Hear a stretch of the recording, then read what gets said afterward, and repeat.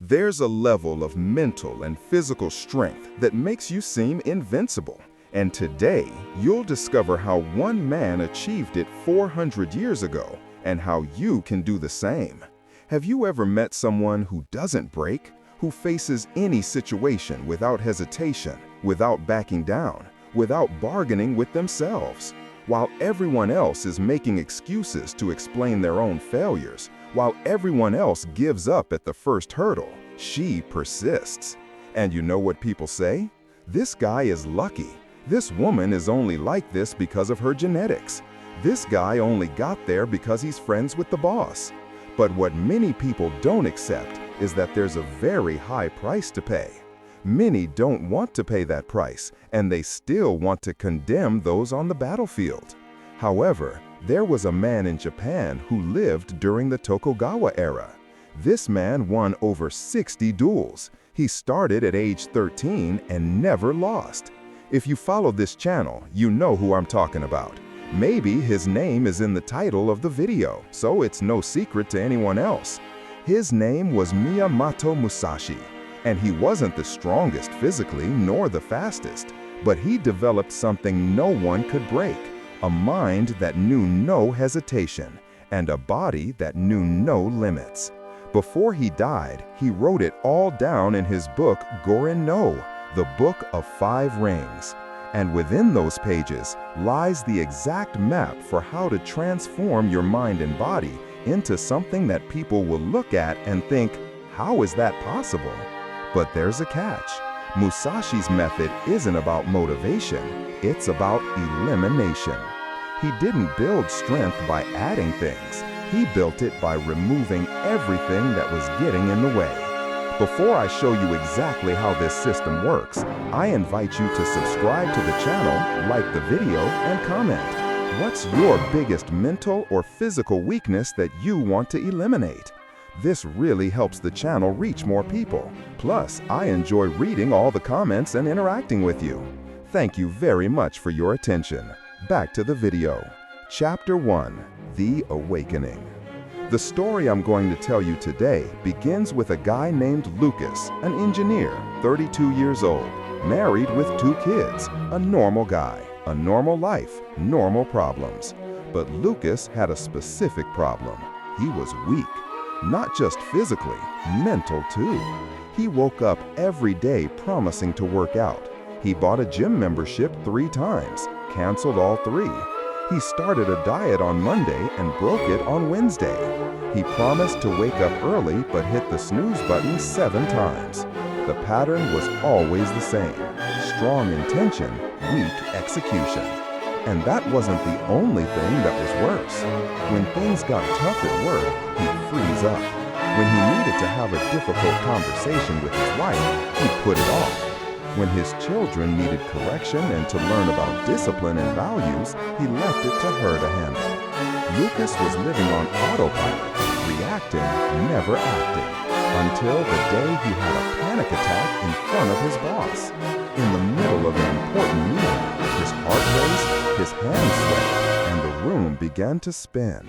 He had to leave. He went to the doctor. Tests were normal. The diagnosis: stress, anxiety, and lack of mental fitness. The doctor said something that changed everything. Your body is responding to threats that don't exist because your mind isn't trained to distinguish real danger from discomfort. You need to train your nervous system. Lucas returned home and began researching how to train the mind, how to build real mental strength. That's when he discovered Miyamoto Musashi. And more specifically, he discovered that Musashi didn't write a philosophy book. He wrote a manual of warfare applied to life. Chapter 2: The Principle of Elimination. The first thing Luke read in the Book of 5 Rings was something that seemed contradictory. Have no preferences. Do not depend on any particular weapon. He didn't understand at first. How do you become strong without having a preference? How do you master something without depending on it? Then came Musashi's explanation. Your strength cannot depend on perfect conditions. If you can only train when you have equipment, you are weak. If you can only meditate when you are silent, you are weak. If you can only focus when you are rested, you are weak. True strength is the ability to perform in any condition. Musashi practiced with wooden swords, metal swords, 2 swords, 1 sword, no sword at all. He fought day and night, in the sun, in the rain, in the cold, in the heat. Why? Because the enemy doesn't wait for you to be ready. Lucas realized he was the opposite of that. He could only be productive at the office. He could only work out if he'd slept well. He could only eat healthy if his wife prepared the meals. All his discipline depended on external factors. So he did what Musashi taught. He eliminated dependencies. It started small, push-up training. No gym equipment, specific schedule, nothing needed. Just body and floor. He chose 20 push-ups every day. Anytime, any place, any conditions. The first week was easy. The second week, his body started to ache. The third week, he traveled for work. The fourth week, he got the flu. This is where he always gave up before. But this time, he remembered Musashi's principle. Practice must continue regardless of circumstances. Traveling push-ups in the hotel room. Got a cold? 10 push-ups instead of 20. No energy? 5 push-ups, but never 0. Chapter 3, High Joshin, the Still Mind. By day 40, Lucas was doing push-ups automatically, but his mind was still a mess. Anxiety about work, worry about money, fear of disappointing his family. He was getting stronger physically, but mentally he was still fragile. It was then that he encountered the concept that Musashi considered more important than any fighting technique.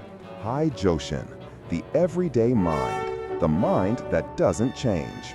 Musashi wrote, "At the moment of battle, your mind should be exactly the same as your mind when you are drinking tea. No excitement, no fear, just presence." How is this possible? How do you stay calm when someone is trying to kill you? Musashi's answer was brutal in its simplicity. You train your mind not to react. You don't suppress fear. You become someone who doesn't need to react to fear. Lucas began testing this. Every time he felt anxiety rising in traffic, in a difficult meeting, in an argument with his wife, he did one thing. He took a deep breath and observed the sensation without reacting to it. It sounds simple, but it was torture at first. His body wanted to scream, argue, run away, but he just watched. My heart is racing. My hands are sweating. My jaw is tense. Just observation. No judgment, no reaction. The first time it worked was in a meeting where his boss started yelling at him in front of everyone. The old pattern was freezing, sweating, and stuttering. This time, Lucas felt the fear coming on, recognized it, and continued speaking normally. His voice didn't shake. His hands didn't sweat. He responded clearly. The boss was confused. The team was shocked. But Lucas knew what had happened. He had accessed High Joshin, the mind that doesn't move. A Stanford University neuroscientist who has been studying emotional regulation for 18 years explains, when you practice non-reactive observation of difficult emotions, you are literally rewiring your amygdala. Over time, the activation threshold increases. What once triggered panic now triggers only recognition. Chapter 4, Seni Noi, the Way of the Warrior. But Musashi knew that a calm mind without a capable body is an illusion. You can have perfect emotional control, but if your body can't handle it, you lose. He wrote, "Train hard with wooden swords to strengthen the body. When the body is weak, the mind wavers. When the body is strong, the mind remains firm." Lucas had been doing push-ups for 60 days. He had gotten stronger, but he hadn't yet tested his body under extreme conditions. Musashi didn't train in comfort. He trained to the limit and then went beyond. So Lucas decided to do something that seemed insane. 100 push-ups a day for 30 days. No matter how long it took, no matter how many breaks he needed, he was going to complete 100 every single day. Day 1 took 45 minutes. Day 5, he could barely lift his arms. Day 15, he did 100 push-ups in 20 minutes. Day 30, he did them in 12 minutes without stopping. But what changed wasn't just the body, it was the mind. When you prove to yourself that you can do something that seemed impossible, you stop dealing with the difficulty. You just do it. Musashi called this Seni-Nori, the way of the warrior. It's not about talent, it's about eliminating the idea that there's something you can't do if you train hard enough. Chapter 5, Zanshin, Permanent Consciousness. Lucas was physically stronger, mentally calmer, but Musashi had a third principle that separated ordinary warriors from legends. Zanshin, literally translated, the mind that happened. It seems small, but it changes everything. When you maintain awareness after the action, you integrate the learning. When you immediately tune out, you lose the lessons. Within 90 days, something had completely changed in Lucas. People at work started commenting, "You seem different. You're more present, man. You don't get fazed by anything." His wife was the most direct. "What happened to you? You seem like a different person." And she was right. He was different. Chapter 6, Foshin, the mind that does not move. But the real test came on day 105. Lucas was called into an emergency meeting. The company was making cuts. He was going to be fired. The old pattern would have sent me into panic mode. Heart racing, mind spiraling, catastrophic scenario swirling. But something different happened. He felt the initial shock. He recognized the sensation, and then nothing. His mind didn't react. His body didn't go into fight or flight mode. He was simply present with the information. "I see. What's the schedule?" The boss was surprised by the calm. "You have 30 days. Sorry, Lucas." "Okay, thanks for letting me know." Lucas left the room, returned to his desk, and continued working. His colleagues who had been laid off along with him were in a panic. They were calling home, crying, paralyzed. Lucas was calm, not because he didn't care, but because he had developed something Musashi called Foshin, the still mind. The mind that is unshaken by external circumstances. Musashi wrote, "The tree is quiet, but not because of the absence of wind. It is quiet because its roots are deep." Lucas's roots had grown deep. 105 days of flawless training. 105 days of emotional observation without reaction. 105 days of continuous awareness. When the storm hit, he didn't break because he'd already been tested 1,000 times as a child. Over the next 30 days, while everyone else was panicking, Lucas was in action. He updated his resume, activated his network, and went on interviews. By the 23rd, he had 3 job offers. He chose the best one. He left his old company earning 40% more. The colleagues who panicked, they were still unemployed 3 months later. Fair sports psychologist who has worked with Olympic athletes for 15 years explains the difference between those who perform under pressure and those who collapse isn't talent. It's how much time they spent deliberately exposing themselves to discomfort. Resilience isn't something you have, it's something you build repetition by repetition. Chapter 7, Hi-Ho, the strategy of void. But Musashi had one last principle that was the most difficult to understand and the most powerful to apply. Hi-Ho, the strategy of emptiness. He wrote, "In combat, do not intend to win, intend not to lose." It seems the same thing, but it is not. When you fight to win, you create openings, you push, you expose yourself, you risk too much. When you fight not to lose, you remain whole, without gaps, without weakness. Lucas applied this to his new job. Instead of trying to impress everyone and demonstrate his value immediately, he simply didn't make mistakes. He arrived on time, delivered what he promised, didn't create drama, and didn't make promises he couldn't keep. 3 months later, he was promoted. The boss said, "You're not the brightest on the team, but you're the most reliable, and reliability trumps brilliance." That's hi-ho. You don't have to be the best. You have to have no weaknesses. Musashi never lost a duel, not because he was stronger or faster. He never lost because he never gave an opening. He studied his opponent, waited for a mistake, and executed. Absolute efficiency, zero waste. Lucas began to apply this to everything in his diet. He didn't try to eat perfectly. He simply never ate junk food in his training. He didn't try to break records. He simply never failed a day. In his relationships, he didn't try to be the perfect husband. He simply never broke his word. No weaknesses, no loopholes, no excuses. Chapter 8, Suti, Letting Go of the Self.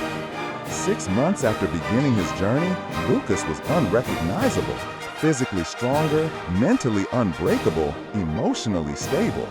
But he had one final barrier. He was still afraid, not of external things, but of something internal. Afraid that if he stopped for a day, everything would fall apart. Afraid that all this strength was fragile, temporary. That's when he encountered Musashi's ultimate concept, Sutami, abandoning the self. Musashi wrote his final words shortly before he died. I regret nothing. I fear nothing. I desire nothing. How does one get to this level? How do you completely abandon fear? Musashi's answer was the most radical. You stop identifying with the outcome. You are not your successes. You are not your failures. You are simply the continuous practice. Lucas tested this in an extreme way. He stopped counting training days. He stopped celebrating milestones. He stopped posting progress on social media. He removed all external validation. The training continued. The meditation continued. The discipline continued. But now without ego, without the need for recognition, without the fear of losing what had been built. Because he finally understood, you can't lose what you are. You can only lose what you have. If your strength depends on maintaining a streak, you'll fear breaking. If your strength is who you've become, nothing can take that away from you. And it was at that exact moment that something scary happened. People started avoiding Lucas, not because he was arrogant, not because he was aggressive, but because his presence was uncomfortable. When you eliminate fear, hesitation, and the need for validation, you become a mirror. People look at you and see everything they're not, and that hurts. His coworkers stopped complaining around him. His friends stopped making jokes about gyms and diets. His own family started commenting, "You're getting too serious." Because their existence proves that everything they say is impossible is just uncomfortable. Chapter 9, The Complete Transformation. A year after starting, Lucas was no longer Lucas. Not in the sense that he had changed his personality, but in the sense that he had removed everything that was non-essential. He was no longer someone who tried to be disciplined. He was someone who couldn't be undisciplined. Practice wasn't something he did, it was who he was. Musashi called this Kenzen Ichi. The sword and Zen are one. There is no separation between who you are and what you practice. You don't meditate, you are meditation. You don't train, you are training. People would ask, how do you have so much discipline? The answer was simple. I have no discipline. I've eliminated the parts of me that wanted to give up. This is what Musashi taught. Mental and physical strength isn't about adding things. It's about removing everything that gets in the way of your essential nature. You don't need to motivate yourself to breathe. You don't need to force your heart rate. Why? Because these things are essential to who you are. When training, discipline, and practice become as integrated as breathing, you've reached the scary level. The level where people look at you and think, that's not human. And the truth, they're right. It's not human in the sense of normal human. It's human in the sense of realized human potential. Miyamoto Musashi died at the age of 62, alone in a cave writing. He had no money, no title, no followers. But he had something no one could take away, complete mastery over himself. His last words were, I regret nothing. How many people can say that? How many people reach the end and know they lived at the limit of their capabilities? How many have eliminated fear, hesitation, weakness? The question is not how did Musashi do it? The question is, why aren't you doing it? You have access to the same knowledge. You have the same number of hours in the day. You have the same human body with the same potential. The difference isn't ability, it's willingness to do what's necessary. A willingness to eliminate dependencies. A willingness to practice until practice becomes identity. A willingness to abandon everything that isn't essential. This daunting level of mental and physical strength isn't for everyone. Not because it's impossible, but because it's uncomfortable. And most people choose comfort over capability. But you're not the majority. If you've watched this far, you've already proven that. The question now is, what are you going to do with this affirmation? If you enjoyed this video, I invite you to subscribe to the channel, activate the bell, and leave a like. And tell me in the comments, what's the first addiction you'll eliminate? What's the first weakness you'll transform? There's a level of mental and physical strength that makes you seem invincible. And today, you'll discover how one man achieved it 400 years ago and how you can do the same. Have you ever met someone who doesn't break? Who faces any situation without hesitation, without backing down, without bargaining with themselves? While everyone else is making excuses to explain their own failures. While everyone else gives up at the first hurdle, she persists. And you know what people say? This guy is lucky. This woman is only like this because of her genetics.